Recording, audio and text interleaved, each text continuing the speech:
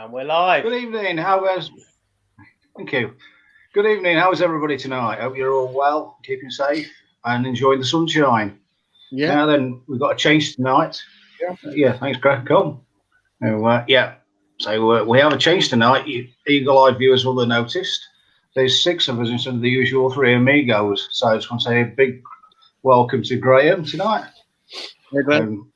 Welcome, Jason and Jason and Lou, and we've got that's what I like, enthusiasm, and big welcome to Christina as well. So it's nice to hello. Hey, yeah. So I don't know if you 3 just want to tell a little bit about yourselves, if you're all right with doing that. Would you be? And then we'll crack on with tonight's past investigation experiences. Yeah, do you want to start then, Christina? Because you've answered me. Yeah, why not? I've had a very, very long relationship with spirits for a very long time. Both my personal life. Have you? I've done a little bit of actual platform work, mediumship work, and it's part of me. To be fair, it's who I am. It's who I've always been, and whether I'm at home or whether I'm anywhere else, they'll just come and say hello, and they're always around. Yeah, that's true. And we're going to talk about them tonight. So, Jason, Lou, how are you doing? Would you tell a little bit about yourselves? Yeah, good, thanks. Yeah. Well, before I was a believer in all this, I was very, very sceptical and anti-believing until I was given the job of looking after an old RAF building, and when you sort of heard footsteps and doors banging and you felt people stood behind you, you start to sort of believe in that way, and it started to enhance a little bit of sensitivity in me as well since then. So after that, I've always been a big believer. So I believe. Yeah.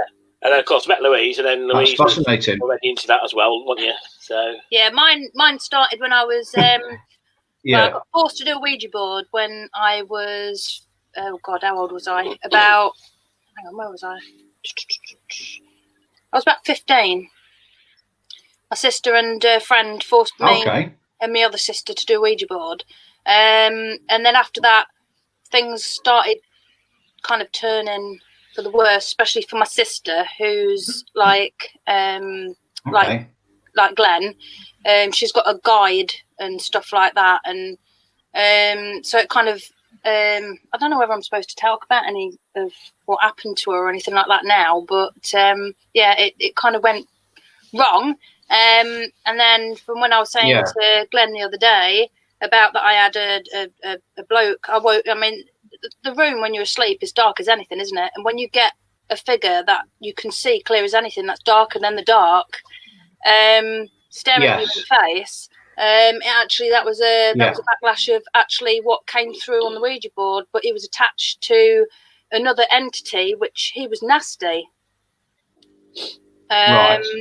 So my sister had to go to a place to get them to bugger off over, but the bloke that was nasty wanted Robert to go over with him, and they did.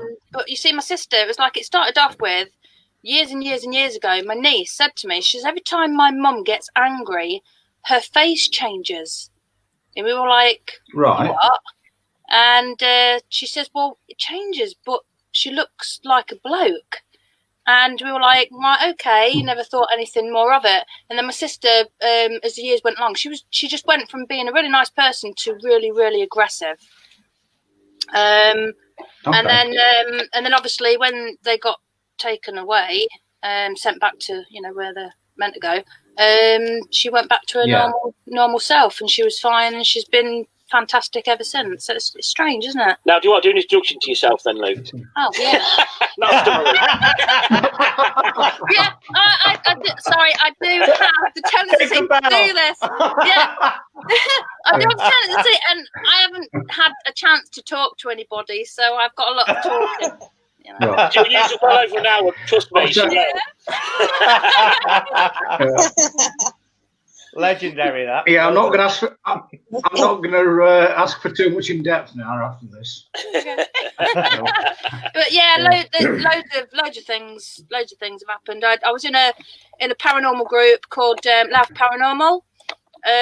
But the founder of the group, Sharon Mendham, sadly, she within about 8 weeks of finding out that she had bone cancer to die in 8 weeks. So that was the end of that group. So yeah. Right. Well, thanks for that. Yeah, sorry. I'll come back to you in a minute. Okay. Graeme, I've got round to you, mate. Thank you. Graeme, just a little bit, brief bit about yourself, mate. Yeah, I've moved north, Durham. I haven't done any parallel investigation, but I've had a lot of parallel that's happened to me personally. Right. I've been to specialist churches. I was in a learning group, and I moved, and then that stopped. But I still kind of practice or try and practice when I can. Yeah. Now, I've been told about this experience by my mum.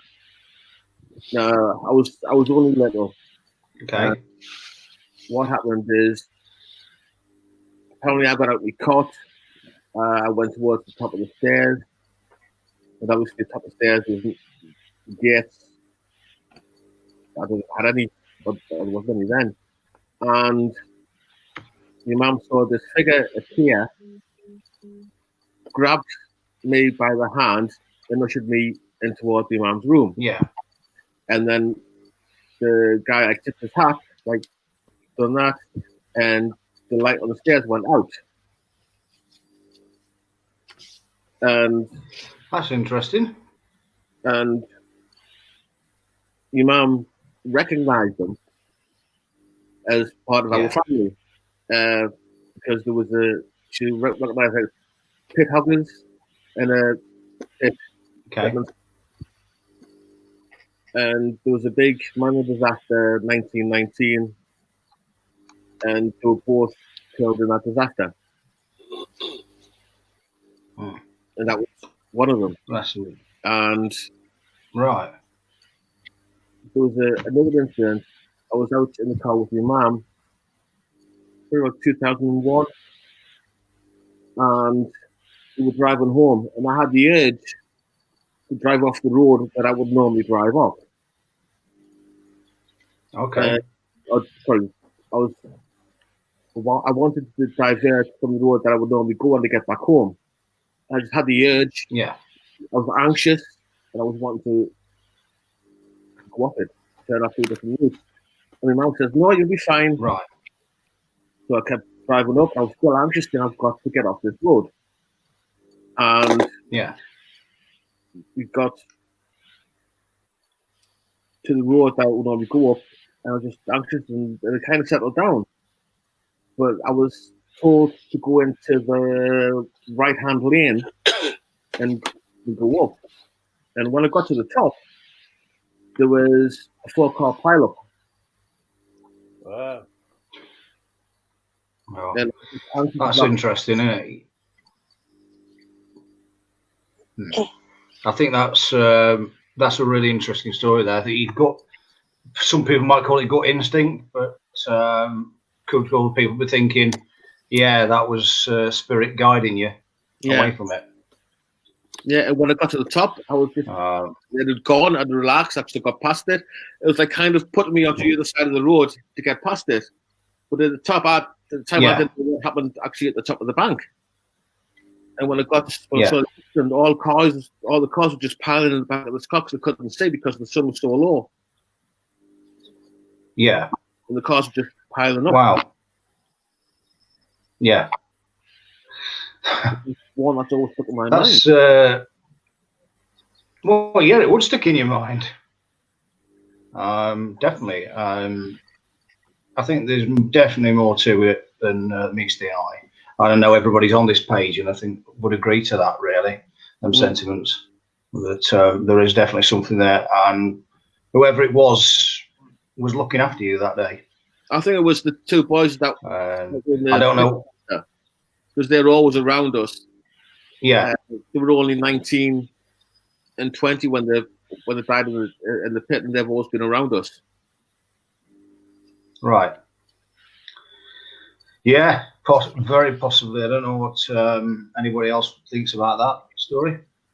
Anybody want to chip in anything there? Yeah, it's very interesting, that, Graeme. I like the fact that you trusted your gut intuition on that with the narrowly missing that accident. Yeah. And like you say, it shows that, you're never on your own. There's always someone there looking out for you on your shoulder. Yeah. And that's very interesting as well with having members of your family in spirit coming to watch over you and protect you. And like you say, your mum can verify that. So yeah, that's fantastic. Yeah, verify them both. Say that again, mate. Sorry. You can verify them both. Oh, that's even better. That's brilliant. Yeah, definitely. So, Christina, you were going to mention a comment there, weren't you?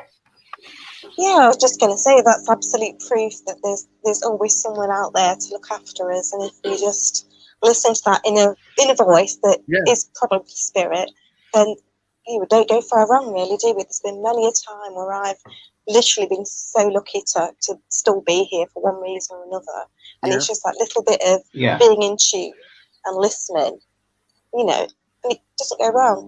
But I think that gives a lot of faith, really, that you can go through your life and know that you're going to be okay. True. Yeah. That's a nice sentiment there. Carl, any thoughts, mate? Thank you. Yeah, very, very similar, really. Definitely feel there's something in it. With a crash I've had before, I was going out to actually film a TV programme in Manchester, and me and my wife went down up to Manchester, and my son kept ringing us every hour on my wife's phone, just saying, are you okay? Are you okay?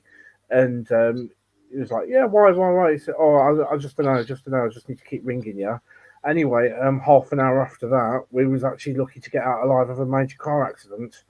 So it's just that was kind of ironic, because he never ever rings up when we go driving or anything like that. But this time it was every half an hour to an hour, and we had a crash on the M62. And they stopped over, and they expected it to be a fatality.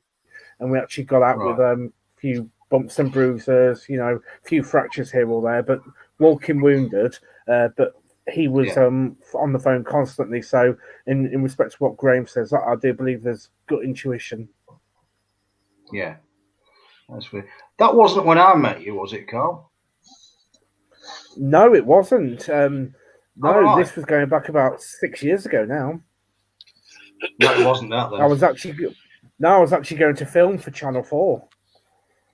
Well, yeah, name dropping now. Oh, nice one. I was actually filming for an episode of Countdown. Right. Wow, cool. Yeah, and he did kind of meet my maker there. So it's bizarre, but he was on the phone every half an hour to an hour, checking was okay. And never done that before. And then shortly after the call, we had a major accident. So I firmly believe there is something to it as well. That's tremendous. Jason, Leo, any ideas what you thought about that story? Well, I mean, it's I think it is true that in your hindsight that you do get the gut instinct, and I mean, not everybody believes in that though, do they? They don't. What is the right thing to do and what is the wrong thing to do. But I mean, I'm a believer that your family and your guides and your angels, and I think that they do steer you away from that. I mean, my mum and dad had a really bad accident near Selby, near Alford, and at a certain time of night. Now, they were thinking about coming to drop something off to me and Jay when we lived at 17 Fury Avenue in on Legoland in Grimmelby, And they decided not to go. But if they'd gone at around about the time they'd pulled out of their house and hit there, they reckon it would have been them. But they decided not to go. They decided to leave it. So things, the change of what you want to do or what you should do or where you want to go, sometimes kind of putting, I don't know how to explain it. It's it's fed into you from, I think, on the spirit side, to say don't do it or don't go, which I think is lovely to know that we've got that kind of guidance.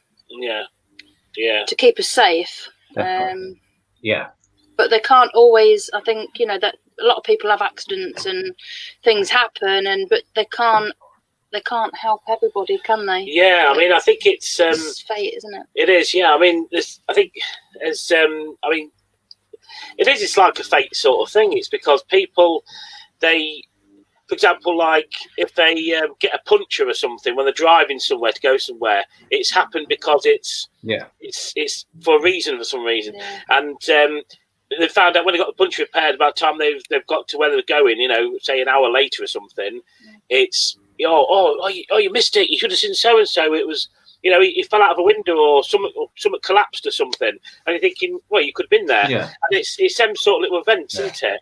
It's sort of goes into the fabric of space and time, and it is. I think we have got watchers out there, I think, that do look after us, and who does give us these feelings of whether or not we're conscious of it, and they put it in an aspect of like a punch on, car punch a tire, punch a tire, or your train's late or delayed or something like that, or it's something they give you that gut instinct to think, no, I don't feel right, I won't. I mean, I mean, there's I'm a big believer in that myself, definitely. Definitely. Right. So, well, that's great. While you two are on, then, do you want to sort of like share your experiences then? Or one in particular? Yeah, can do. Like I said, I looked after this old RAF building for 20 years from the previous owners. And to start off with, I didn't believe in this at all, in anything to do with the paranormal whatsoever. In fact, if anyone mentioned it, ghosts, I just shunned it off. Like I wasn't, it wasn't sort of me. I'm scientific. It's got to be in front of me as proof to believe it, basically. Which is, I suppose, the basis of a lot of skeptical people. But looking after this building, it was quite an eye opener because I was obviously tasked by the owners to do several jobs in there, like cleaning it up or repairing or things like that. And this building was in a derelict state. And the many times I've been in there, I won't say late at night, I would say any hours of the day, that I've heard footsteps walking down the corridor, because these corridors are real vast, or on the stairs, and I've turned around and I shouted, "Who's there?" and they've stopped. And then they've carried on again. And I'm thinking, hang on, I'm the only one in the building because I locked the door behind me to stop the kids getting in and things like that. So you start to believe things like you look for the possible ways that kids have got in or something like that, or somebody's got in somehow. But you know that everything's secure; it's all locked up. One particular one I did, I can always remember. I always will remember this in the building. I could tell you hundreds of stories. Because practically I nearly lived at the place, continuously. One of the one particular event was that I was showing my ex-partner around the building, and she's quite into it all, big style, paranormal and everything. So I showed her around the building, and anyway, and I told her, explained to her that while I was working the other week, my radio was set on to the local radio station. It was playing like dance music and all that sort of stuff, and modern music. And anyway, it kept changing. The frequency started going off set, anyway, so I got back and set it again, and it kept going off set. And it used to go on to Classic FM and play classical music. So I used to change it all back again. Anyway, I got so fed up with it that I put a CD in. Yeah. And it was one of the old, like, it's going back to 1990s music, like the old dance sort of trancey sort of music. Yeah. And I had that blasting out. Well, they didn't like that because the CD kept jumping. Now, when the CD jumps, as you know, it jumps at a certain point as if it's going forward, doesn't it? Well, this jumped backwards. Yeah. And there were certain aspects of this music, and it was a particular track called the Sonic Cathedral, by the Sonic Cathedral. And so it had a lot of cathedral sound of music in it. Yeah. Quite loud doing dance. And it just kept jumping back to the particular point, and it was went rah, rah, rah, rah, rah, rah, really loudly, and it just echoed down the corridor, and it scared me to death. Absolutely. So I ran up there and I pulled this plug out, and it's like chucked this stereo down the corridor. I thought, I'm not having anything else on it. And anyway, I said to her, she says, oh, there's somebody up on the first floor, because we stood at the bottom of the stairs looking up. She says, there's somebody on the first floor there. And I says, yeah, it's probably been him. He was messing around my stereo. Well, after that, there was like a thud, thud, thud, thud, thud, as you could hear walking. Somebody stomping up the corridor, and they come to the top of the landing, and they stopped. Yeah. And the footsteps stopped, and Tracy turns around and says to me, "Yeah, I think you've just mugged him off well and truly now." So I turned around, I apologised, and look, I do apologise, obviously it wasn't you. And, and anyway, it went all quiet after that again. But I often used to go into the building a lot, and a friend of mine says, obviously they're not there to freak you out, and, all these sounds of the doors banging, footsteps and everything. Just go in there in the morning and shout, hello, or good morning all, before you start your work in there, and you'll notice a difference. So I walked in one morning, and I shouted, I said, morning, morning, morning, top of my voice down this corridor, echoing. Then suddenly I got 3 door slams in reply. Yeah. Bang, bang, bang. And then my friend who told me to do this stood next to me and says, told you, didn't I? You acknowledged it.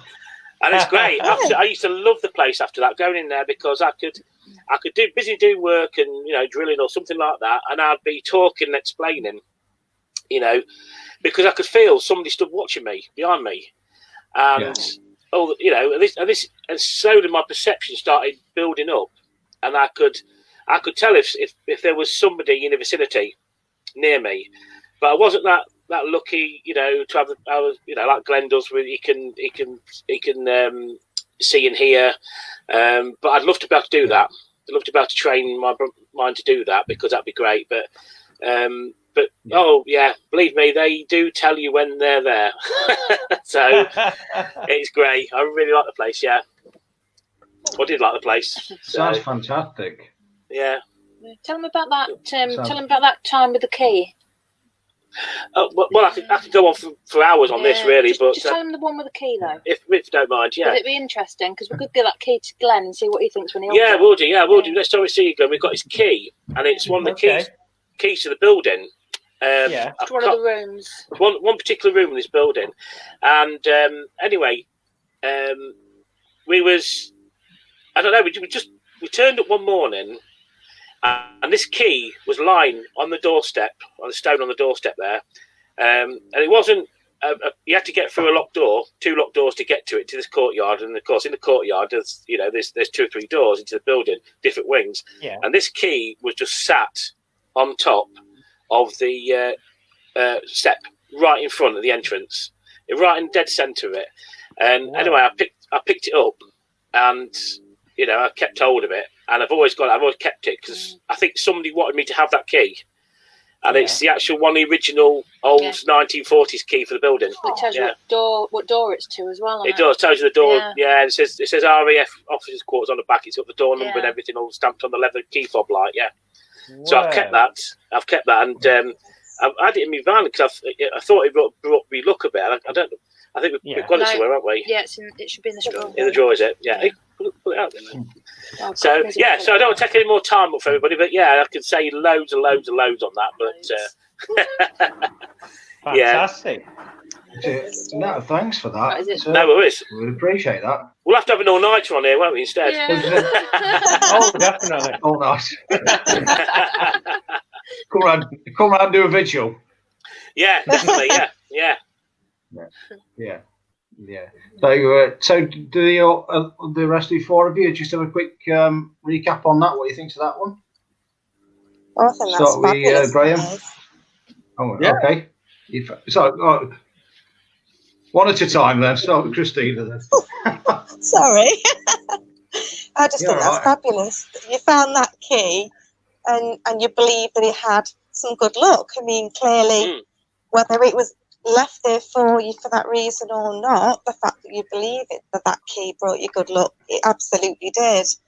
And I'm sure it's one of your treasured possessions that you've got because it means so much. Yeah. And obviously the history as well, that obviously that it's from, that must be fascinating just to be able to hold it and feel the energy from that and sense what it's been through, and I'm sure there's many a story with that key. It's fascinating.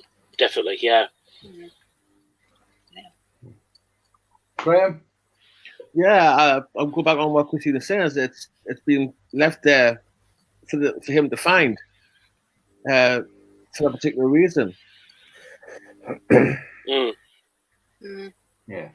Definitely has, I think. It's obviously something to do with that room, isn't it? Yeah. They want you to. Yeah. To have it all, go and investigate it or have a look in it, whether it's have or not. Yeah, I did do. But, we did have a look in it. Obviously, it was empty, but but it just felt. It felt something in there, something about the room. If you got that sort of sense, it was. It was just basically something about that room. It wasn't a normal room, even though there's 300 rooms in a building. But that particular room, you go into it, and it's like, this is different. It feels different, So, like when you go to somebody's house, say they live in a terraced house, and all the houses are the same, the terrace houses, and you go into their bedroom, and that bedroom is the same dimension as every house in that terrace as it's built, but it's decorated differently, and that's how it sort of felt like that. If that makes sense. Well, for me, like Christina said, it'd be interesting to do some psychometry on that object. In other words, hold it in your hand like that, and as a medium or as a sensitive, just tune into that vibration. It'd be interesting to see what images do come to mind with the officers involved, and obviously what was so special about that room and what they did in that room. It could have been a bit more sinister than what we may know, But for you to find that key as well, obviously it was meant for you to find. A key is a symbolism that it can unlock any door as well. So maybe it was telling you to open the doorways on your path ahead. Right. Yeah. And with the RAF connection as well. What's that? RAF, isn't it? People call it as RAF, RAF, Royal Air Force. Yeah. So there'll be some sort of link to you with just that wording. For that wording to still be on there, there'll be a symbolic reference to you with you having that. But that fantastic story. And I did particularly enjoy when you was telling us about when you was working inside of there. And, originally you was frightened and you was scared. But then you built up the confidence and you started to speak to the spirits that were there, as if they are energy like we are. Yeah. And that was nice that you got some intelligent responses as well. So, really, really good stories there, Jason. It changed the atmosphere of the building for working in. It felt more friendlier. Yeah. More of an atmosphere in there. Yeah. Rather than a cold sort of eerie sort of place. Yeah. Well, you would have been a potential threat for disturbing the atmosphere, you see. Once you let them know what you're doing there, all's good in the world with it. That's right. Yeah. I used to explain as I was doing things and what I was doing that day when I was in there. And people used to think, you're mad talking to yourself. But I'm not talking to myself. Yeah. I'm not. If you don't believe in it, you'll not understand. And that's it. Yeah. No. So. Could I just add a little something? Oh yeah, of course you can. Is that all right? Just with what Glenn was saying, following on from that. Also, I also feel the energy himself, the spirit, probably had tried to communicate with so many other people, and they've not been the same as you, and they just, chalked it down to a crazy thought or whatever. And probably for the first time, you actually acknowledged him, and that probably meant a great deal to him, and that's how the energy shifted from possibly slightly negative to very positive, because all of a sudden somebody acknowledged that he was there, and possibly he'd been there for a very long time and just been ignored. And as in the living world, people pass on the same traits when they've passed on to spirit. So if someone's going to be sort of annoyed at someone ignoring them in life, certainly they're going to be annoyed with that in death too. And the fact that you didn't and you acknowledged him is just wonderful, and you felt the energy shift from that, and that was all down to you, so that's wonderful. That's great, yeah. I can believe that. Sounds good, yeah. That's good, thank you. Yeah. Carl, you got any thoughts, mate? Yeah, to be honest, Glenn and Christina have kind of taken the words out of my mouth, but it's kind of like a mutual respect, isn't it? Because by you actually taking time to talk to Spirit can then start to trust you, because at the end of the day, they were a living person at one time. And I really, really hate investigators and companies out there that go in goading Spirit and being disrespectful and rude. Because if I was Spirit, there's no way I'd talk to anybody and talk to me like that. So the fact is that you are explaining what you're doing. You're almost like welcoming yourself into their world and vice versa, them into your world, because to them it's still their location, it's still their property, and what business have you got of being in there? So by the fact you explaining what you're doing is showing mutual respect to them, and that's why you will get better reactions from them. That actually does add up, Carl, as you just said, because one particular day, well, evening, I had a small paranormal group who I thought were professional come to have a look round, and I said, yeah, no problem. And I walked around the building, and there was one really obnoxious woman in the group, and she turned around and she said, show yourselves, show yourself, and all this, like really swearing and going in, and I suddenly felt a bit lightheaded. When she's saying that, I was mad, but I felt really lightheaded at the time, and all I could come into my head was get her out, get her out, get her out. Just repeat over and over again, and it was so intense that it was giving me a headache. I was getting a headache over it, and this voice just say, get her out, get her out, get her out. And I just said, right, I'm sorry, but you're gonna have to all leave, because I'm not having that behaviour in here. I said, it's upsetting, and we moved down the corridor out the way, and the rest of the group got this woman and took her out, and after that, my head cleared, and there was nothing else. But there was like a feeling of annoyance I got there as well. So I just said, right, that's it, no more investigations tonight, sorry. And I closed the door, locked the door and everything. But I did, when I walked off, I did apologise, said this never happened again. And I left it at that then, and I went and locked the door. But that's just going back to what you're saying now. So just add to that one. I've got hundreds of stories, hundreds of encounters and everything, but that's just another one to add to it. Well, just before we just move on to Christina, her story, then, Jason, do you want to come on or do another one in the future then, where a second part of personal experiences then? Definitely. Would you be happy to do that? Yeah, absolutely. Yeah. I've got loads of experience in that building. A lifetime's worth practically. Okay, well, in that case, could be the Jason and Lou hour then, comes it really?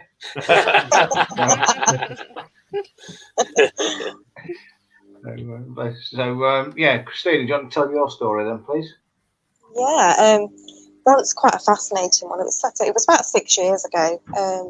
I have an open house. Yeah. I've got my oldest daughter's 24 now, but when she was a teenager, her friends used to come in and go out, and they knew what I did. And I actively encouraged them to, join in. and a couple of them did.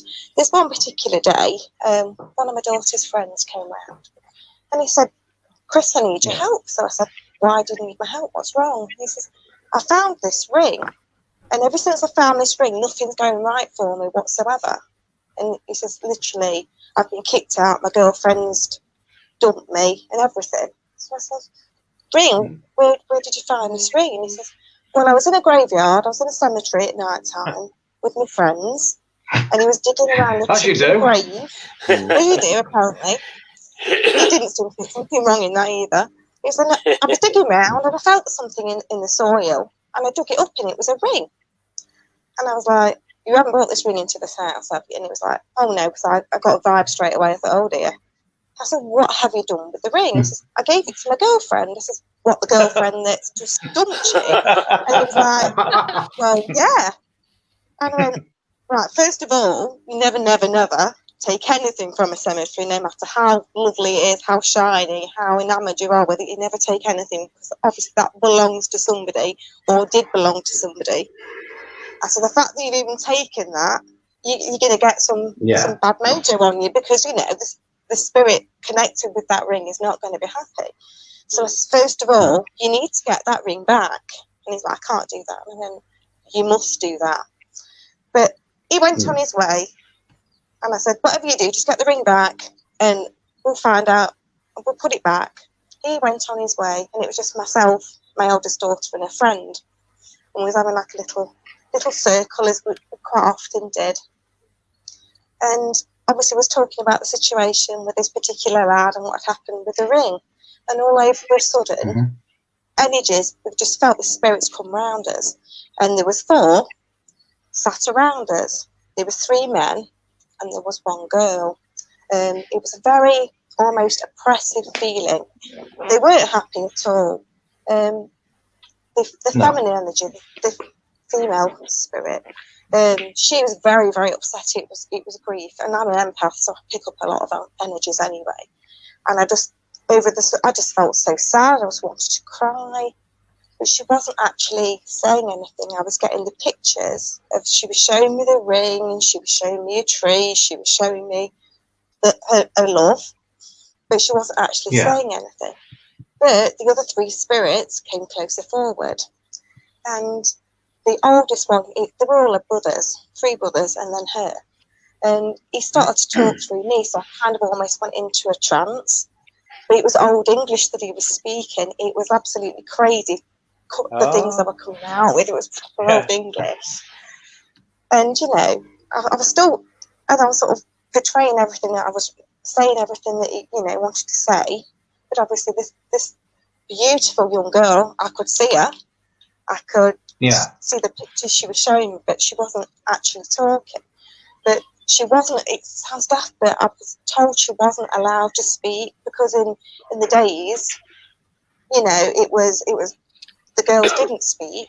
It was all the men in the family, and because the chap that was talking through me was the oldest, he was the one that was in charge of communicating.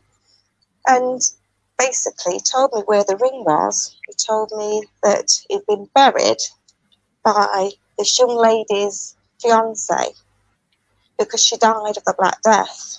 They all died of the Black Death.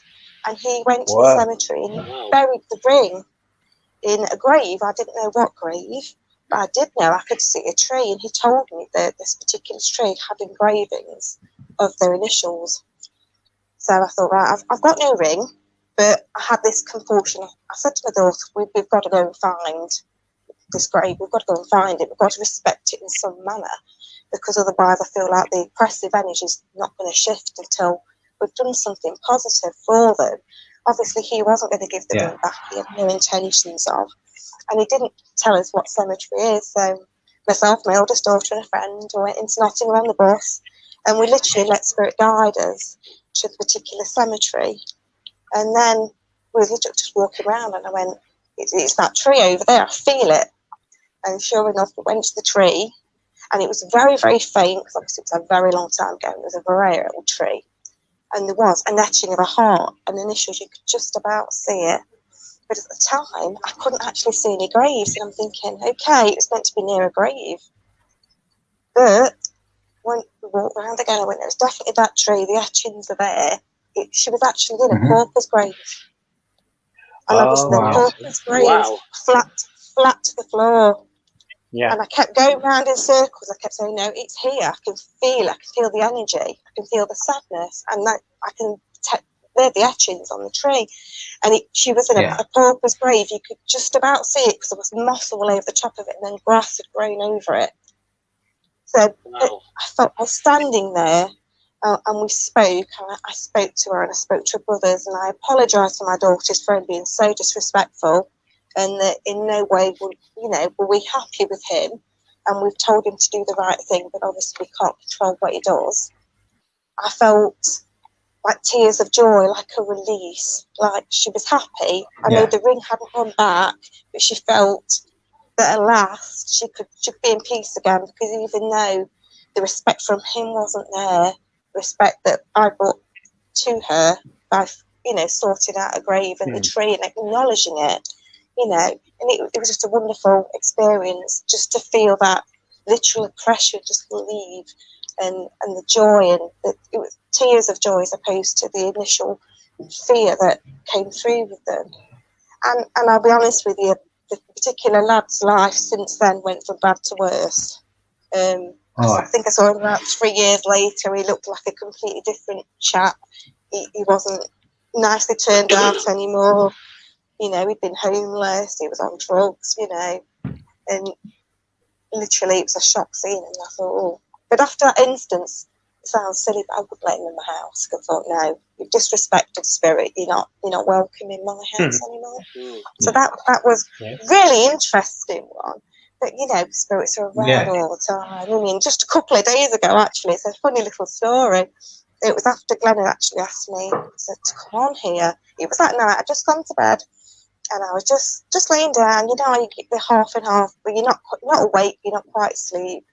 And I could hear chattering. I could literally, in my ears, I could hear chattering. And I thought, the subconscious mind was like, okay, someone's talking. And it was chatter. And obviously, it was a nice feeling. And I thought, oh. And then my conscious mind kicked in for a second and said, it's not any of my kids because they're all asleep. And then I thought, okay, I'm listening to the chattering. And then just pretty much where I'm sat here, because I'm in my bedroom now, stood was my grandson that my daughter lost as a miscarriage about 9 years ago, and he was stood there as clear as anything, chattering away to me. And it's like, I know, I have seen him in my mind's eye over the years so many times, but this was more physical. And literally, when I saw my daughter the next day, I was like, I've seen Tom. I said, and do you know what? He surprised me because he's so much older, and the shape of his face and how blonde his hair was. I said, this was more physically, it was literally physically almost in my eyes, and he was just chattering.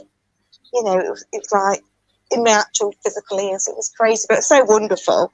But it's funny because we've been talking about him a lot past few days. Because one of my other daughters had said, my laptop keeps turning on, Mum, in the middle of the night. And I thought, it's one of ours around. It's one of ours. And I was hearing things being messed around within my room the same night. And I was like, I'm sure it's Tom. I'm sure it's Beck's Tom and what have you. Just from the age range and what have you. Because I've got miscarriages in spirit too, but they're older. So I knew it wasn't them. I knew it was someone smaller. But yeah, it was so amazing. It really was. Just it was literally, he was like here. I saw his face so close. And the chattering, it was incessant. It was wonderful. It's lovely that. But, wow. Incredible. Great stories there. Yeah. That's tremendous. Well done. Thanks for that. That's all right. Thank you. You're welcome. Well, so, Graeme, what do you think, mate? Interesting. I mean, I wouldn't take anything from a graveyard anyway, but that's interesting that it's all gone. Want to apologise, it seems to settle down. I've just thought, as you've been talking about that, Christina, I've just actually had something, a thought come to my mind that I'm just going to quickly ask all of you that's on tonight, and then anybody else that's listening. as regards with you saying that you'd seen them in your mind a few times. Now, I know my sister had an encounter with my dad just before she gave birth to me nephew. Now, do everybody here, what is everybody's thoughts on here about spirit finding it easier to come to you in dream form? Or is it really dream? Is it easier for them to come to you when you're asleep because you've got no earthly distractions? I think so, definitely. Yeah, but I find it easier to come to you when you're asleep because you're dreaming and they come to your mind. I think it's easier for them to do that. Yeah. I mean, there was one experience that I had a long time ago after my friend died back in 1986. I lay on my bed and I fell asleep. I wasn't expecting to fall asleep. And I woke up, I saw this dark figure there and I couldn't shout out. I couldn't shout for help. Oh, right. Yeah. Sleep paralysis. Wow. Yeah. I just couldn't shout out. It was just frozen. Amazing. Yeah, but I felt like I don't know whether I was awake or whether I was still dreaming because I was shouting out for help and nothing came out. Could it have been possible? That's amazing. Sorry, putting it again. No, carry on. Could it have been possible that in some way you'd actually lifted above your physical body, and that's why, as much as you was trying to vocalise, you couldn't? Yeah, possibly. Like an out-of-body experience, yeah. Yeah, exactly. It just struck me with you saying you couldn't move either. Obviously, if your spirit's left your body, your physical body wouldn't be able to move because the essence of you was above. Yeah. Nobody could hear us. I was trying to shout. I was just getting nothing. Wow. Jason, Lee, any thoughts on that? Well, it's quite a frightening thing in a way, isn't it? Because you're not really you're not in control. No. You don't feel like you're in control. So it is. You're going to panic, aren't you? You are. That's right. Yeah. I suppose it's very similar to when you sort of have a bad nightmare where you're running or you're running away from somebody and then you fall off a cliff or something and you wake up and your heart's pounding 10 to a dozen. Yeah, you jerk when you wake up, you like jump because you've had a fright. That's it. Yeah, exactly. Yeah, and your heart's really it's going more than you've ever done. Yeah. You know, a 10-mile run. It's worse than that. And then gasping for breath as well. It is a frightening thing. Yeah, it is. That's usually when the spirit enters back into the body with a big sort of like flap sort of thing, and that's why your heart. Yeah, that's why your heart your heart rate is up as well. Although on a side note, Jason, I've never run 7 miles in my life, so I've got to take you word for it. I was going to say it's either that or when I ran upstairs once, never again. I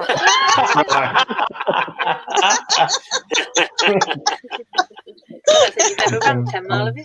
Yeah, it was in the army, I did. Yeah. It just felt like 10 miles, did it? Yeah.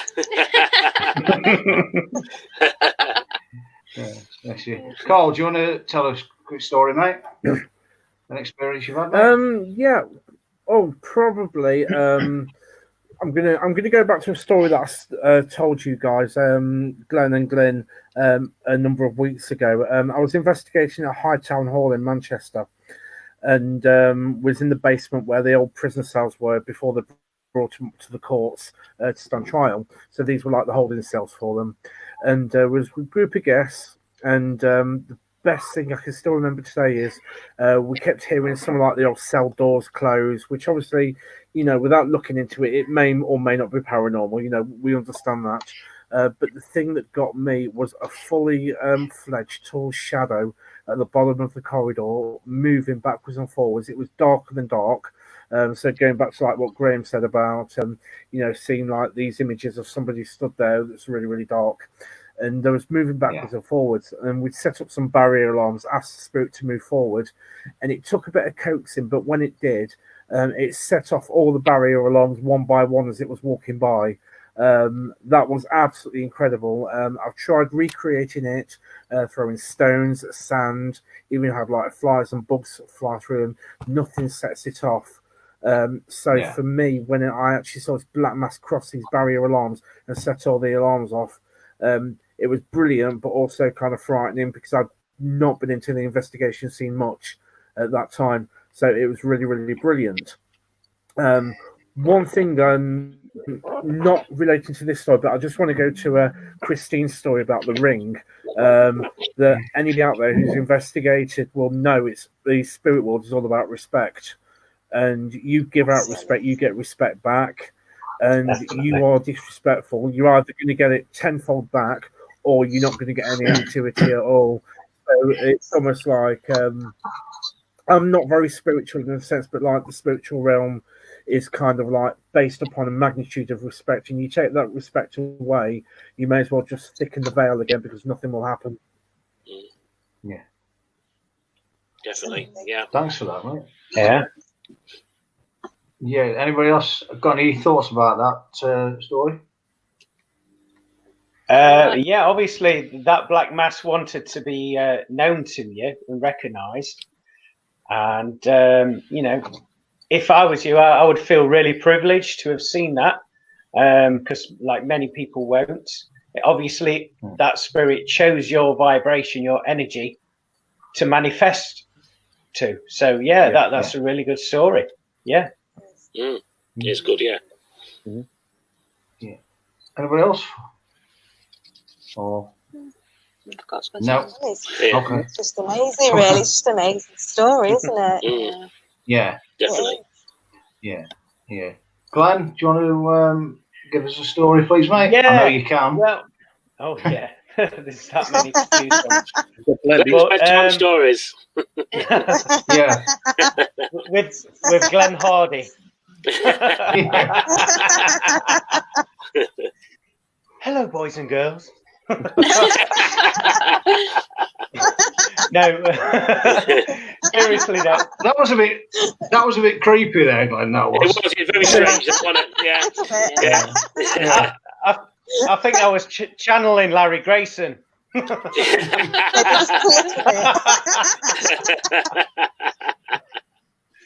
Right, yeah, story. Right, I want to go back to about 4 or 5 years ago, and it was a disused RAF base in Lincolnshire. I think it was near Skidbrook.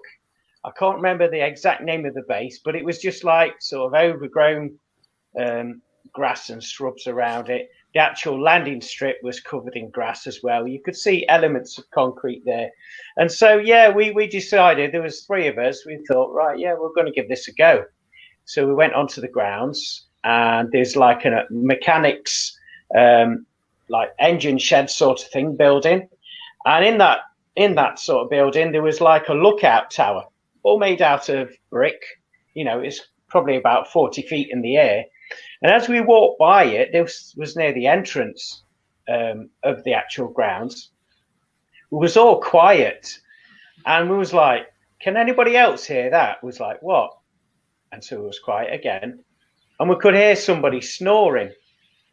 And so we were like, I think somebody's here with us. Okay.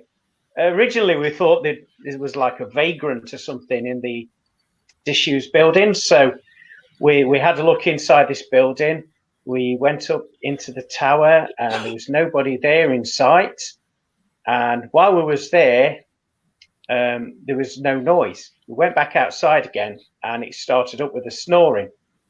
And so we know that there was nobody, there was no animals about, and it was basically like a bloke snoring, almost as if he'd fallen asleep in the lookout tower, if that makes sense. Yeah. So we heard that, and we was all amazed by that. And obviously, when we were out and about, we was taking loads of photos and stuff to review at a later time. But there was like, I don't know the name of what you would call, are they like mess huts where the soldiers are billeted, the RAF soldiers? And it's made out, that's it, and it's made out of like corrugated sort of iron, steel, whatever. And so there was a lot of those, and we went into one in particular, and again we was drawn to that one, by a noise. And again, he was snoring. So we was like, no, you've got to be joking. No way. So again, we went in to see if there was somebody there. And we explored everywhere. We went into this big sort of like littered area. It's like a big corridor sort of thing, one big room. There was no one there. Yet this time when we was inside of it, we could still hear the snoring. So we followed our ears. We went over to where the snoring was, and we stood physically over where the snoring was. And it was still going right under us. And so I tuned into my guides, and they explained that one of the previous officers, I got told, that was his particular bunk, and he liked it in that bunk. And I can't remember his name at this moment in time, but we got his name. He showed himself in my mind's eye, and then he was telling us where to take photos within that actual billet hut. And so we did. We was getting orbs, different coloured orbs, like rainbow orbs and all sorts. And on one particular photo, after zooming in, right at the end where we saw, or where we heard the snoring, all we saw in the photo was like the chest area of a man in like an RAF uniform with all the buttons on. We couldn't see a face or arms, just like the torso. And that was just there in mid-air, probably about sort of 6 to 8 feet in the air. We saw that on this photograph. And so even to this day now, you know, it was so unreal, because how can you explain that when you're standing over some snoring and there's nobody there, yet you can hear it? And so, yeah, I just find that fascinating. Always stays with me, that one. Yeah. That's good. That's brilliant. Thanks for that. Yeah. No problem. I was going to ask for some comments, but you jumped in straight away anyway. In particular, okay. Jason, yeah. Oh, all right. No, yeah. So you would associate that with Jason, with the horse and everything like that. Oh, definitely. Yeah, I've also found as well that the old Air Force officers, the spirits, were quite playful as well. They will like to play, and have fun and games, because that's what they did in the mess. For their, you know, they enjoyed themselves. Yeah. They drunk loads and they enjoyed themselves. Yeah. And one particular time when we was in the building, a friend of mine, Nigel, who's a drummer in another band, he has long hair down halfway down his back, and as he was walking around the building, he kept having his hair pulled, and I said, because you don't have long hair in your forces, and definitely not in this mess. Yeah, and everywhere we went, just got his hair pulled, his ponytail pulled all the time. It's really good. They're trying to tell you to get a haircut, mate. Yeah, they are. Yeah, that's right. That's why you shaved your head off, innit, Glenn? Yeah, I've got the Lionel Blair cut, as you can see. Yeah. Did you have hair to start off with? Mate, I had hair nearly down to my arse at one time. Yeah. I remember seeing you at college. Yes. He had a little spike in here, didn't he, back in the day as well, Glenn? Oh, yeah, I had the spikes as well. I remember the spikes. Oh, dear. Where did it all go wrong? So what about you, Glynn? Right. Let's hear one of your stories. One of the many, again, so I could go for ages, but I'm not going to go too dark. I know I mentioned to you about the experience at East Drive, but I think that's a little bit too dark tonight. As I've been listening to each other's everybody's stories, it's given me an idea of how to sort of like tie this all together, and it is actually going to incorporate the investigation we did down at Mitchell Priory, which is in East Sussex. And if you ever try and find that place, good luck with a sat nav, because it's ridiculous. It takes you way out of the way, but it's a fantastic building. So we had quite a lot, really had a lot that night. But one thing in particular that reminds us, we had noises in the outside area. We got locked out. There was only us, but the bolt came across the big door. So we've no idea how that happened. But one thing in particular that really stands out, and I think it ties in with everybody saying about how spirit get you to say or do what you, how spirit get you to do what they want, was during the investigation, everyone, and I mean everyone in the group, must be about 15 of us, we all smelt this overwhelming smell of lavender all night only in this one room, and we could not figure it out. You keep looking and think, is it paranormal? I don't know. Is it normal? It's got to be normal. Can't be anything. It's got to be. It's too strong. Can't find any sprays. You know, the air fresheners. Couldn't find anything like that. And anyway, we decided it was a complete mystery. We thought, we've had a great night. We're going to come back again. We'd like to. We said to him, I says, would you like us to come back? If you do, give us a sign. To which absolutely nothing happened. I thought, oh, thanks for that. And anyway, we're just going up and say thank you to Spirit for allowing us to come into the priory. Next thing, click. You heard the like a drawer click open. So we're like, oh, what's that? So anyway, we walk back in. It's a drawer full of fresh lavender. Wow. Yeah. But then the best thing about that was, because we did investigate it all night, we said, oh, that's where lavender is. Let's solve that one. But it was just like, hang on, how did that door open? And it just suddenly clicked with it afterwards. He's like, nobody actually quite took any notice of the door opening.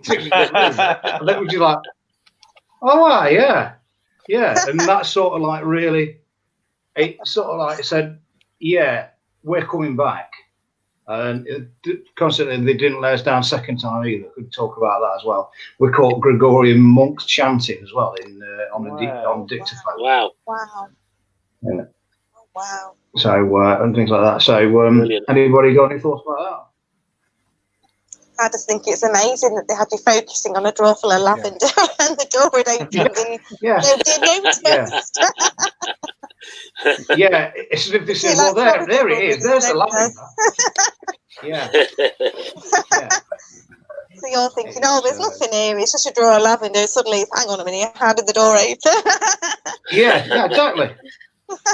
It was sensational, really. And I say, it never occurred to us that the door had just opened on its own. It just dawned on us later. So, it had been a long investigation then, by the sounds of it. Yeah, well, it's been a long drive down. It's about, because I was at work, so I drove it down that day. So I'd been at work all day, and then it was like a 5-hour drive down to Eastbourne. And then did the investigation. Yeah, ouch. So I was absolutely dead on my feet at that point. But it was a fantastic place. And fingers crossed, I might have actually found a little niche. We might be able to get back in there. Might only just be a few at a time, but we might be able to get back in there. But I'll keep people posted if everybody's interested. Although certainly Graham's neck of the woods, I won't go again because of the price they charge. But one of the best investigations we ever did was at Chillingham Castle. It was a night where absolutely everything happened to everybody. It was just sensational. You couldn't have scripted it. Even a certain television program that comes back now and again couldn't have got the activity that we did, but we got it genuinely. I don't think the one you're on about anything's genuine with that. No. No, Yeah, absolutely not. I don't know what. I don't know why. Call me a stirrer, but no. Have we got any comments, Glenn? Yes, we have, mate. I'm going to liaise with my phone as well, so I know who we're talking to. Yeah. So we've got the first one is. Hold on, is it coming up on screen? Hello. Facebook user. Can't even see it. Where am? Is that on screen? It said Facebook user. I've got Hello. Hello. On screen. Here we go. Yes. Hello. Hello. Yeah, that is from Megan, Louise. That's from Megan saying hello. Photograph. Watch your Meg. The next one come up on screen. We've got this is from Tony, Tony J. Coburn. I think that's saying hello to you all. Hi, Tony. Hi. We'll take that one down. Hi, Tony. And the next one, it's running really slow tonight when I'm doing this. Come on. This one is hi. I'm what? This is from your Mandy, Graeme. Right. She's put this on. So I'll take that one off. The next one is from your other daughter. No, Mummy was on it. Oh. This is from Emily. Emily. Oh, hi, Emily. Yeah, from your Emily.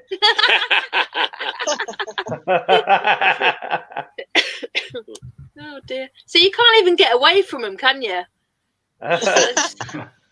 Oh, what's this? You shouldn't come live on Facebook. No. Who is it? Oh, it's quite sweet. Didn't know my mummy was on it. She's called me Mummy. Hi, Mummy. Aww. That's so sweet. And who we got next? I think this is from Mandy as well. Yeah. It comes up. Where is it? Selby, yeah. She'll know them out. And the next one. Oh, it's proper slow tonight. Alfie said, hi, Grandad. There you go. Hi, Grandad. Hi, Alfie. Hello, Grandad. Who we got next? Yeah, Megan, got Megan again. Just try to bugger off. Can do an investigation. Yeah. The next I'm one. not sure why she's got two minions waving at us. Oh, that's from my Auntie Lynn. Hi, Auntie Lynn. And what's this next one? I think this is from Megan as well. I'll let you read this, Glynn. And you'll be able to answer it. Oh, okay. Cheers for that. You're welcome. Okay, so so we've been out a few times at night. When we come home, Alfie hears someone saying hello to him. He says, that man's speaking to me again. He's upstairs in my room again, and goes upstairs to find the man. I think that's fantastic. Really, as long as Alfie's not frightened of him. Yeah. Is this why you want us to do an investigation at your house anytime? With two minions waving at us? I've got to go. All right, Graeme. Thank you for joining in. See ya. Bye. We'll see you again soon. Bye. Thanks, Graeme. Bye. Bye. Interesting. Okay. And then there was 5. Oh, here we go. And there's a follow-on to that. He says he annoys him. I think everybody annoys him, doesn't he? Right. And another one. My house is haunted, I swear. Oh, dear. Who's put that? That'd be Megan. Yeah. It might be worth having a word if Megan wants to come on to tell a story about Alfie when he went off for war, because I think that was to do with. Yeah, I mean, obviously, she told you about that, didn't she, Glenn? Or did I message you when it first happened? Yeah, I think you messaged me. Yeah, it was me. Yeah, that was scary. That was, and I mean to say that he was only It was only 4, just turned, and he'd never got a shoe on properly, or he'd never be able to get his socks, shoes on, dressed properly, coat on and everything. Open the door and sneak out without Megan even knowing, and he was down the other part of town, wasn't he? He was down the old railway line. Yeah. So that was scary. I think that was an influence. That was. Yeah, and he did. Definitely. Did he say something about it? He said it was a man. Yeah, told him to go. Oh God, Megan would probably end up messaging a message to correct us, but I think she said that he went for a walk with his friend down the railway line or something. But the old railway line is down that road anyway. Yeah, Kenton Road, wasn't it? Yeah.